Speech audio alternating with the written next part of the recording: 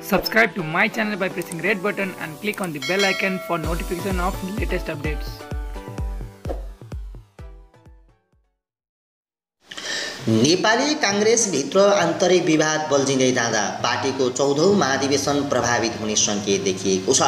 गुटगत विवादले निर्धारित समयमा कार्य सम्पादन नहुँदा कार्यतालिका संशोधन हुँदै आइरहेका बेला पार्टीका विभाग गठनलाई लिएर संस्थापन इतर पक्ष समूहहरूबीच मतभेद फेरि चुलिन पुगेको हो। गुटगत स्वार्थले गत फागुनमा सकिनुपर्ने संगठन समायोजन अहिलेसम्म नसकिँदा कार्यतालिका खुम्चाइएको छ। कार्यतालिका खुम्चाइए पनि त्यस अनुसार काम हुन नसक्दा आगामी फागुन 7 देखि महाधिवेशन सुरु हुनेमा संशय रहेको छ। संशय भइरहेका बेला सभापति शेरबहादुर देउवाले महाधिवेशन प्रभावित पार्न विभाग गठनलाई तीव्रता दिएको आरोप नेता रामचन्द्र पौडेल, महामन्त्री शशाङ्क कोइराला सहितको असन्तुष्ट पक्षले लगाएको छ। असन्तुष्ट पक्षले महाधिवेशन निष्पक्ष हुनेमै आशंका व्यक्त गर्दै बिहीबार सभापति देउवालाई 5 बुँदे लिखित ध्यान आकर्षण पत्र बुझाएको छ। विधि, विधान र निर्वाचन आचार संहिता विपरीत पार्टीमा नियुक्ति र मनोनयनमा नरोकिए त्यसलाई महाधिवेशनको एजेन्डा बनाउने असन्तुष्ट पक्षले जनाएको छ। असन्तुष्ट पक्षले नेता कार्यकर्ताहरूलाई विभिन्न पदमा प्रलोभन पारेर महाधिवेशन प्रभावित पार्ने काम नगर्न सभापति देउवासँग माग गरेको छ। विधानले निश्चित व्यवस्था गरेका 28 विभागलाई बढाएर हाम्रो असहमति हुँदाहुँदै 48 पुर्याई अन्धाधुन्दा तरिकाले पद र प्रलोभन बाँडेर विधान र पार्टी निर्वाचन आचार संहिता विपरीत कार्यकाल सकिएपछि थपिएको 1 वर्षभित्र त्यो पनि महाधिवेशनको मिति घोषणा भइसकेपछि फगत महाधिवेशनलाई प्रभावित गर्ने कुसित मनसायले भन्ने हाम्रो ठहर छ। असन्तुष्ट पक्षले सभापति देउवालाई बुझाएको ध्यान आकर्षण पत्रमा उल्लेख छ। त्यसैले यसमा हाम्रो गम्भीर आपत्ति छ र यो अस्वीकार्य छ। यस्ता कार्य तत्काल बन्द गरियोस् र त्यस्ता निर्णय खारेज गरियोस्। तर सभापति देउवाले विभागहरूलाई पूर्णता दिँदै यसअघि बढ्ने अडान दोहोऱ्याएका छन्।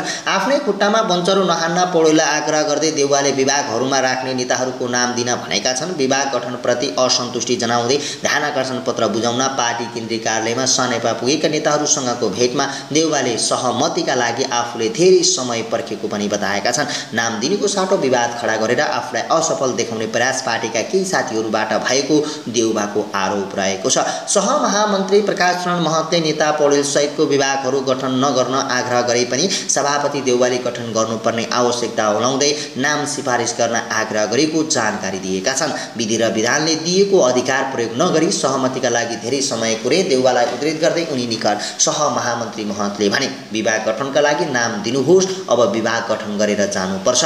विभिन्न खेमामा विषक्त असन्तुष्ट पक्षले भने महाधिवेशन सम्पन्न भएका 2 महिनाभित्र गठन गर्नुपर्ने विभागहरू अहिले गठन गरेर आगामी महाधिवेशनको नतिजा आफ्नो पक्षमा लाग्ने षड्यन्त्रमा सभापति देउवा लागेको आरोप लगाएका छन्। विधान विवादित 28 विभागलाई बढाएर 48 पुर्याइएको छ। केन्द्रीय सदस्य चन्द्र भण्डारीले भने यो नियम सङ्गत पनि छैन, यसबाट महाधिवेशनलाई प्रभावित पार्न खोजिएको देखिन्छ।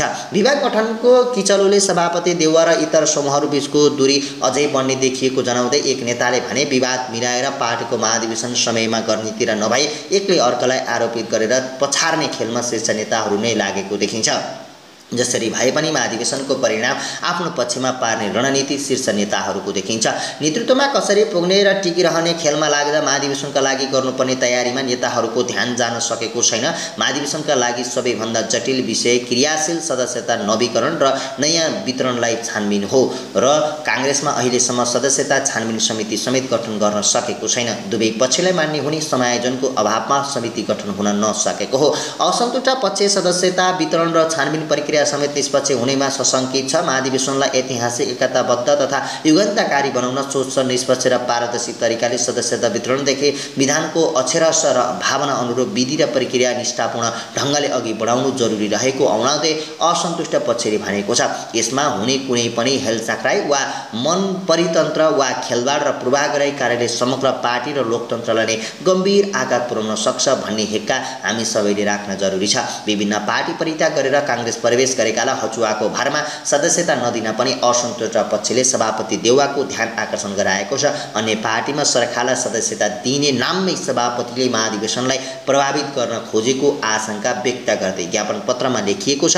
पार्टीमा दशकौंदेखि रगत पसिना भिजाएका साथीहरूलाई वडा क्षेत्र र जिल्लामै बहिष्कृत गराउने वा उहाँहरूको मनोबल गिराउने, पार्टी जीवन तहस नहस वा तेजबोज गर्ने खालका अन्यायपूर्ण काम किमार्थ हुन सक्दैनन्। असन्तुष्ट पक्षले पार्टीका भातृ सङ्गठनहरूको महाधिवेशन गर्नुपर्ने अडान पनि राखेको छ। नेपाल विद्यार्थी सङ्घको महाधिवेशन 6 महिनाभित्र गर्ने भनेर यसअघि आयोजक समिति गठन गरे पनि त्यसले पूर्णता पाउन सकेको छैन। अनि सङ्गठनको पनि महाधिवेशन भएको छैन। असन्तुष्ट पक्षले महाधिवेशन नभएका भातृ र शुभेच्छुक संस्था विधान विपरीत चलेको भन्दै महाधिवेशन नभएका त्यस्ता संस्थाबाट पार्टी महाधिवेशनमा प्रतिनिधि सहभागी गराउन नहुने माग गरेको छ। यसलाई संस्थापन पक्षले पार्टी महाधिवेशन समय गर्न नदिने असन्तुष्ट पक्षको रणनीति का रूपमा बुझेको छ। पार्टी महाधिवेशनमा लाग्न छाडेर भातृ सङ्गठनको महाधिवेशन गर्ने कुरा फागुनको महाधिवेशन टार्ने रणनीति हो। सभापति निकट एक नेताले भने अहिले भातृ सङ्गठनको कार्यकाल थप गरेर पार्टी महाधिवेशनमा जुट्नुपर्नेछ। असन्तुष्ट पक्षले पार्टीका निकायहरू समायोजन, क्रियाशील सदस्यता वितरण, विभाग गठन, भातृ एवं शुभेच्छुकहरू संस्था तथा नेपाली जनसम्पर्क समितिका गतिविधिले महाधिवेशन निष्पक्ष र धाँधली रहित हुनेमा शङ्का उब्जाएको निष्पक्ष निकालेको छ। निष्पक्ष महाधिवेशनको सुनिश्चितता को बताउँदै केन्द्रीय सदस्य भण्डारीले भने हामीले सभापतिसँग त्यसको सुनिश्चितता खोजेका हौं। सभापतिले महाधिवेशन स्वतन्त्र, निष्पक्ष र धाँधली रहित ढङ्गबाट गराउँछु भन्नुभएको छ, तर हामी विश्वस्त हुन सकेका छैनौं। असन्तुष्ट पक्षले राखेका मागप्रति सभापतिको सकारात्मक प्रतिक्रिया नआएको भन्दै भण्डारीले थपे सभापतिले त्यसलाई मान्नु भएन भने हामी विधि र प्रक्रिया अनुसार अघि बढ्छौं। महाधिवेशन स्वतन्त्र निष्पक्ष गराउने प्रतिबद्धता सभापति देउवाले व्यक्त गरेको जनाउँदै सहमहामन्त्री महतले भने महाधिवेशनको मुद्दा बनाउनका लागि विवाद उठान गर्नु हुँदैन। समयमै पार्टीको महाधिवेशन स्वतन्त्र, निष्पक्ष र धाँधली रहित बनाउन सबै जिम्मेवार हुनुपर्छ। नेता पौडेल, महामन्त्री कोइराला, कोषाध्यक्ष सीतादेवी यादव, पूर्व महामन्त्री प्रकाशमान सिंह, नेताहरू रामचरण महत, अर्जुन नरसिंह केसी, शेखर कोइराला, मिनेन्द्र रिजाल, भण्डारी सहित नेताहरू बिहिबार पार्टी कार्यालयमा गएर सभापति देउवालाई ध्यान आकर्षण पत्र बुझाएका थिए। उपसभापति द्वय विमलेन्द्र निधि र विजय कुमार गच्छीदार, महामन्त्री पूर्णबहादुर खड्का, सहमहामन्त्री महत, केन्द्रीय सदस्य ज्ञानेन्द्र बहादुर कार्की सहित पार्टी कार्यालय पुगेका सभापति देउवाले असन्तुष्ट पक्षसँग 2 घण्टा लामो छलफल गरेका थिए। सभापति आफ्नो अडानमा कायमी रहे पनि असन्तुष्ट पक्षले दिउँसो पार्टी कार्यालयमा पत्रकार सम्मेलन गरी आफ्नो धारणा सार्वजनिक गरेका थिए। पत्रकार सम्मेलनमा नेता पौडेलले सभापति देउवाले पार्टी विधान मिच्दै अघि बढे महाधिवेशन समय यसलाई एजेन्डा बनाएर लैजाने बताएका छन्। फागुनमा हुने गरी महाधिवेशन कार्यतालिका सार्वजनिक भइसकेपछि सभापति देउवाले विधान विपरीत पार्टीका विभागहरूमा मनोनयन गरेको भन्दै पौडेलले यसबाट पार्टीमा आन्तरिक लोकतन्त्र उल्लङ्घन भएको बताएका छन्। उनले सभापतिले नै महाधिवेशन प्रभावित पार्न काम गरेकोले आफूहरूले विरोध गरेको बताएका छन्। यसअघि पनि पौडेल पक्षले विभागहरू गठन नगर्न आग्रह गर्दै सभापतिको ध्यान आकर्षण गराएका थिए। तर देउवाले पछिल्लो पटक बुधबार काङ्ग्रेस श्रेष्ठ राजनीतिक सभा गठन गरेका छन्। उनी अन्य विभाग पनि गठनको गृहकार्यमा जुटेका छन्।